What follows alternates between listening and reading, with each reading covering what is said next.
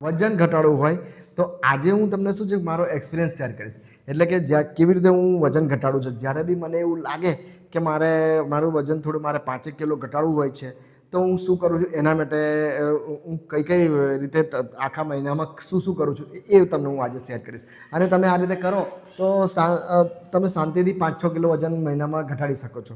હવે શું છે કે કદાચ કોઈને વજન ઘટાડવું આમ તો બધા રોગોમાં ફાયદો જ કરતું હોય છે. ડાયાબિટીસ, બ્લડ પ્રેશર અને કોઈ કોલેસ્ટ્રોલ કોઈ બી રોગો હોય તો તમને કંઈ ને કંઈ ફાયદા જ દેખાય. પણ ક્યારેક શું છે કે કોઈ લોહીની કમી હોય, તમને વધારે લોહી ઓછું રહેતું હોય, કોઈ બીજા સિકલ સેલ હોય, કાં તો કોઈ પ્રેગ્નન્સી હોય એવું એટલે એવું કોઈ હોય તો તમે તમારા ડૉક્ટરને પહેલાં એટલે કોઈ એવી મેડિકલ કટોકટી હોય કે તમે શું વજન ના ઘટાડી શકો તો તમે તમારા ડૉક્ટરને પહેલાં પૂછી લો, પછી જ તમે વજન ઘટાડો. આમ તો જો નોર્મલ વ્યક્તિઓ માટે તો વજન તમે ઘટાડો તો કોઈ પ્રોબ્લેમ થતા નથી, તમને ફાયદા જ થાય છે. તો હવે આપણે વાત કરીશું કે હું શું કરું છું, વજન હું કેવી રીતે મારું ઘટાડું છું એના વિશે ચર્ચા કરીશ.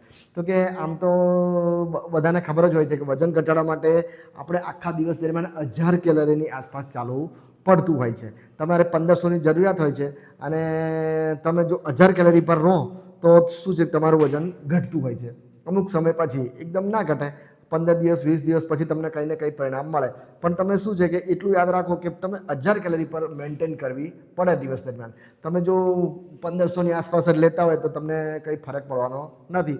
ઘણા વખત લોકો શું ઉપવાસ બી કરતા હોય છે પણ કેલરીના નોલેજનો અભાવને કારણે એમને પરિણામ નથી મળતું. ઘણા લોકો શું કસરતો બી બહુ કરતા હોય છે, કસરતો કરે, એક્સરસાઇઝ કરે, પણ કદાચ કેલરીની નોલેજની અભાવને કારણે બી પરિણામ નહીં મળતું. તો થોડું ઘણું આજે તો તમે મારી લાઈફસ્ટાઈલ જુઓ તો હું શું કરું છું તો કેવી રીતે વજન ઘટી જાય છે એના વિશે ચર્ચા કરીએ. તો કે હું દિવસની શરૂઆતમાં શું કરું છું, તો હું દિવસના શરૂઆતમાં શું કરું છું. આમ તો ખરેખર દિવસની શરૂઆત આપણે શું છે કે 0 કેલરીથી કરવી જોઈએ. 0 કેલરી એટલે કે તમે કોઈ બી પાણી આપણું છે સાદું પાણી, એમાં 0 કેલરી હોય છે. એની અંદર તમે કોઈ હુંફાળું પાણી લો, અંદર કોઈ લીંબુ નાખો તો બી કંઈ 0 કેલરી જ કહેવાય. પછી કદાચ પાણીમાં તમે કોઈ આદુ નાખી શકો છો, કોઈ હળદર નાખી શકો છો, તમારા રસોડામાં જે મળતા અમુક અજમો નાખી શકો છો, જીરું એટલે જે તમને ઘણી આ બધામાં શું છે પાચન તંત્રની તકલીફ રહેતી હોય તો તમે અજમો નાખો, જીરું નાખો કે પેલા શું કહેવાય છે મેથી નાખો તો એ પાણી ઉકાળીને તમે પી શકો. ઘણા લોકો શું છે કે અજમો, મેથી અને જીરું એ રાત્રે 1 ગ્લાસ પાણીમાં બોળાઈ રાખે છે, સવારે ઉઠીને એ જ પાણી ઉકાળીને ગાળીને પી જાય છે તો અમને ફાયદા થાય છે. પાચન તંત્રની કોઈ લગતી તકલીફ હોય, ઘણા લોકો શું કરે છે કે મીઠી લીમડી, તુલસી એટલે આવું કંઈક ને કંઈક કરતા હોય છે તો આ બધું 0 કેલરીમાં ગણાય. હવે ઘણા લોકો ગમે તે કરે પણ હું શું કરું છું, મારાથી શું છે કે ટેવ એવી છે કે મારે ચા પીવી પડે છે. તો થોડી ખાંડ નાખીએ છીએ આપણે, એટલે 1 કપ ચામાં આપણને 50 કેલરી હોય છે આપણામાં, તો આપણે 50 કેલરીથી શરૂઆત થાય છે. આમ તો તમે 0 કેલરીથી કરી શકો. કોઈ બી તમારું આવું કોઈ પીણું હોય, ગ્રીન ટી પણ પી શકો છો, પણ મારી એવી કેપેસિટી નથી કે 0 કેલરીમાં હું ચાલી શકું. તો હું 50 કેલરીથી શરૂઆત કરું છું. પછી બીજા હું નાસ્તા બસ્તા નથી લેતો, કારણ કે નાસ્તા, પૌવા, રોટી, પરોઠા ને બધામાં 100-150 કેલરી એડ થઈ જાય. એટલે મારે 50 કેલરીથી શરૂઆત કરવી હોય એટલે રોટલી તમે લો તો 100 કેલરી એડ થાય, પછી પરોઠો લો તો 200 કેલરી એડ થાય, પૌવા લો તો બીજા 100 કેલરી એડ થાય, તમે બિસ્કિટ કે એવું કંઈ ખાઓ, પડીકા હોય તો બીજી 100, એટલે 150-200 કેલરી તમારી સવારમાં થઈ જાય. તો મારે 1000 કેલરી મેન્ટેન નહીં થાય. તો આપણે શરૂઆત હંમેશા 50 કેલરી પર રહેવું જોઈએ, કાં તો પછી તમે 0 કેલરી પર ચાલી શકો છો. આ રીતે મારી સવાર પૂરી થાય. પછી હું શું છે 10-11 વાગે, 10-10:30 શું કરું છું કે જે આપણા સલાડ હોય છે ને, કચુંબર કહીએ આપણે, કાચા શાકભાજીના, ગાજર, મૂળા, ટામેટા, કાકડી, બીટ જે મળે એની હું એક ડીશ બનાવી દઉં છું. એક ડીશ બનાવું છું અને એના શું કચુંબરથી એક ડીશ પ્લેટમાં માંડ 20 થી 30 કેલરી આવે. તમે કદાચ એકની જગ્યાએ 2 ડીશ ખાઓ તો બી 50 કેલરી થાય તમારી. અને આવું કાચું ખાવાથી શું ફાયદા થાય કે કાચું ખાવાથી આપણને શું છે કે આપણે થોડું જમવાનું ઓછું કરવાનું છે એટલે આપણને શું વિટામિન્સની તકલીફ ના પડે, મલ્ટીવિટામિન્સની તકલીફ ના પડે, એન્ટીઓક્સિડન્ટ્સ છે, અમુક એસિડ છે, વિટામિન્સ એટલે બધું એન્ટીઓક્સિડન્ટ્સ એ બધું કમી ના થાય. એટલે શું છે કે બધા આપણને આવા તત્વો મળી રહે આપણને સારી માત્રામાં. તો તમે 1-2 ડીશ તમે જો સવારમાં ખાઓ તો, કેમ કે આપણે શું છે કે આમ તો વેજીટેબલ્સ ને ફ્રૂટ્સમાં આવું વધારે હોય છે, પણ ઘણી વખત આપણે શાક ને બધું બનાવીને ખાઈએ છીએ ને, શેકીએ કે તળીએ છીએ તો થોડું ઘણું નાશ પામતા હોય છે. એટલે આપણને શું વિટામિન્સ, મલ્ટીવિટામિન્સ અને એન્ટીઓક્સિડન્ટ્સ ને એ બધા અમુક પોષક તત્વો મળી રહે એટલા માટે આ બધું તમે ખાવું જોઈએ. પછી શું છે કે ઘણી વખત શું છે કે આપણે આવું થોડું ડાયટિંગ કરતા હોય ત્યારે આપણે શું પ્રોટીનની કમી થઈ જાય. તો પ્રોટીનની કમી માટે તમે શું કરો છો કે કરવું જોઈએ, તો કે હું શું કરું છું, ક્યારેક કોઈક દિવસ હું આ સલાડ તો બનાવું જ છું, પણ ક્યારેક હું પનીરની એક નાનો ટુકડો પનીર એડ કરી દઉં. એટલે પનીર શેકીને ખાવો જોઈએ, કદાચ કોઈકને ફાવે ને થોડું શેકીને તળીને બળીને તમે એડ કરો એટલે એક પડીકું લો તો પ્રોટીન મળી રહે. પછી પનીર ના હોય તો તમે ચણા લઈ શકો છો. આપણી કોઈ બી દાળ હોય, ચણાની, મગની દાળ, તમારા ઘરમાં જે દાળ બનાવી હોય એ બી તમે લઈ શકો છો, એક વાટકો. હવે કાં તો દાળ ના મળી હોય તો તમે કદાચ ચણા હોય, મગ હોય, તુવેર હોય, એ રાત્રે બોળી રાખો, પછી એને સવારે તમે બી શેકીને કંઈ ખાઓ કે થોડું મસાલા. એટલે એ દાળ કેમ લેવી પડે ચણાની, કેમ કે પ્રોટીન જરૂરી છે. જો તમે પ્રોટીન નહીં લો દિવસ દરમિયાન તો તમારા ઘણા કામો શરીરના અટકી પડવાના છે. કેમ કે પ્રોટીન જે જરૂરી છે તો લેવું જ પડે આપણે. તો એ રીતે જોઈએ તો કદાચ દાળ ના મળે, પ્રોટીન ના, તો પછી હું શું કરું કે કદાચ કોઈક દિવસે હું શું કે આપણા ચણા માર્કેટમાં મળતા હોય ને દુકાનેથી, એ લઈ લઉં એક વાટકી, એ ખાઈ લઉં. તો આ રીતે મારે શું છે કે સવારે મેં 1 કપ ચા 50 કેલરી લીધી, અને આ જે સલાડ 1-2 ડીશ લો તો તમને માંડ 50-60 કેલરી આવે. પણ કદાચ આ પ્રોટીન માટે બીજી 100-150 કેલરી તમારે આવી જાય. તમે દાળ લો તો બી 100-150 કેલરી આવે. કદાચ તમે કોઈ પનીર લો, કદાચ શું તમારી ઈચ્છા પ્રમાણે પ્રોટીન તો લેવું જ પડે. એટલે એ આમ તો 50 કેલરી અત્યારે 10-10:30 આવતી હોય છે, પણ આપણે પ્રોટીનની જરૂરિયાત પૂરી કરવા માટે બીજી 100-150 કેલરી એડ થઈ જાય આપણે.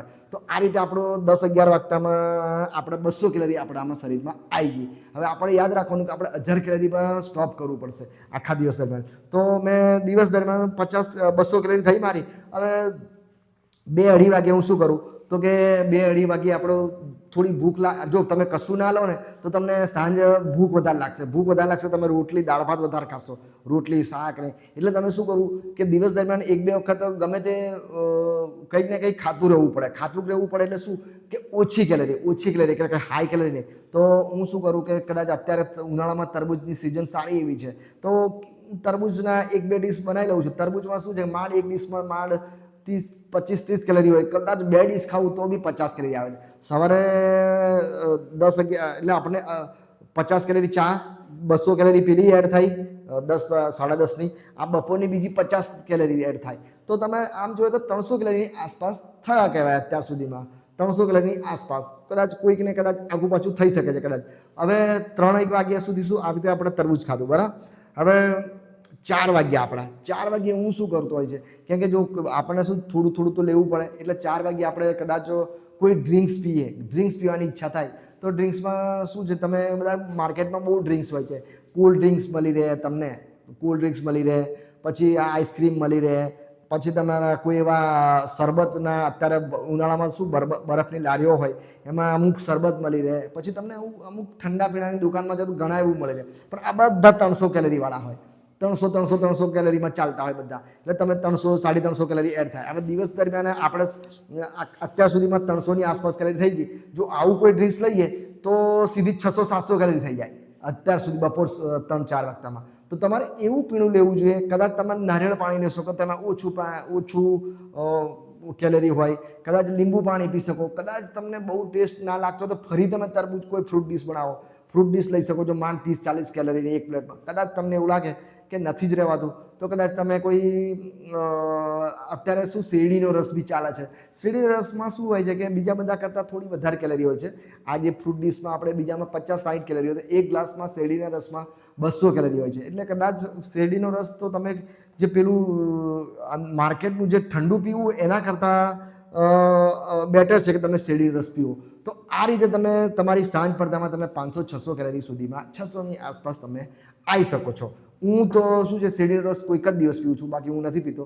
હું તો ફરી એનું એ જ તરબૂચ કે કોઈ ફ્રૂટ્સ લઈ લઉં છું, કેમ કે મારે શું છે કે કેલરી મેન્ટેન કરવી પડશે. એટલે હું સાંજે બી કાં તો લીંબુ પાણી પી લઉં, કાં તો નારિયેળ પાણી પી લઉં, કાં તો કોઈ ફરી એનું એ જ ફ્રૂટ્સ મંગાવી લઉં ફરી. જે થોડા મીઠા ફ્રૂટ્સ નહીં મંગાવવાના, મીઠામાં કેળા, કેરી, કદાચ ચીકુ, એમાં શું થોડી મીઠામાં લીધે થોડી કેલરી હાઈ થઈ જાય. જેવી રીતે આપણે તરબૂચ ખાઈ આપણે જેવી રીતે શેરડીનો રસ પીએ તો આ રીતે મારું સાંજ પૂરી થઈ ગઈ. હવે સાંજનું જે જમવાનું છે ને એમાં તમને ખાસ યાદ રાખવું પડે.